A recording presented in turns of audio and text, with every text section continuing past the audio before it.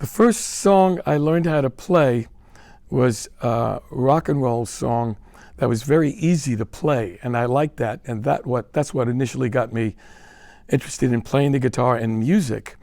But as soon as I learned how to play the song, and the song was a simple song, so simple I can't even remember it now, but I had three older sisters who were older than me and played beautiful music predating me from like the 50s and the early 50s into the late 50s, and they liked Frank Sinatra and Perry Como and all that. And that's how I turned my liking of music to more sophisticated things and started to learn on my own those songs, which were more difficult to learn, but I guess I was adept at doing it. And when I started interacting with the Duprees as their guitar player, I think that's why they liked me, is because I already knew the songs and I knew how they should be played. So my first recollection is having that real love of those songs that came from the American Songbook, including Why Don't You Believe Me and Have You Heard, You Belong to Me, because they weren't easy to play. They were a little bit more difficult and involved and interesting. Oh, that's real easy. This is, I think, our third or fourth Malt Shop Cruise, and each one progressively has been better and better, which is a tribute to the Malt Shop Cruise people. I mean, they don't rest on their laurels. They keep making it better. But for myself and the guys, it is without a doubt being able to interact with the fans one-on-one during the day, before a show, after a show.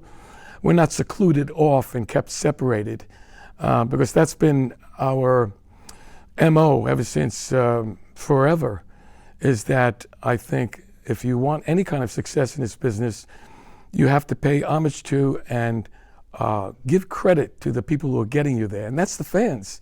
They're spending their hard-earned money to not only see you perform, but on the Malt Shop Cruise, to rub elbows with you and talk shop and have a good time.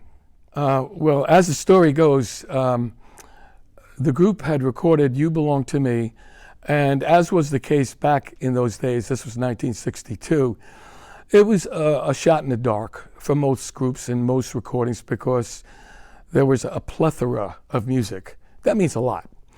Anyway, when Murray the K, who was a big-time radio DJ, played the song, the story goes there wasn't a window closed in Jersey City, New Jersey, because everybody was just in joy of hearing their local town guys making it. So that's all you heard was You Belong to Me throughout the streets. The first record I purchased was of guitar players, because my first joy was guitar playing, and I just kind of focused totally on that. Having said that, I loved the Ventures. I loved Chuck Berry, not only for his animation on stage, but he was such an innovator at the beginnings of pure rock and roll.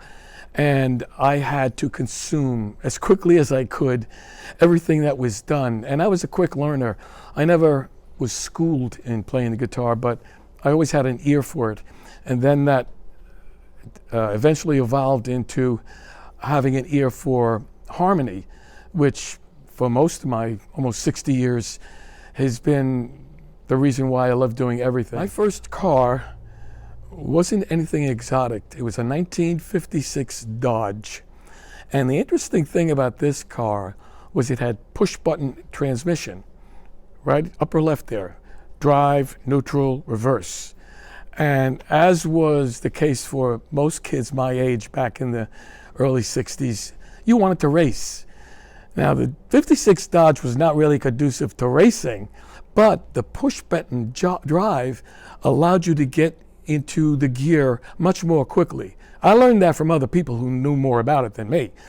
So I used to like to get involved in racing, and not often, and I'm lucky to be alive with some of the things I've experienced, but I was known as the racer because I had my push-button drive on.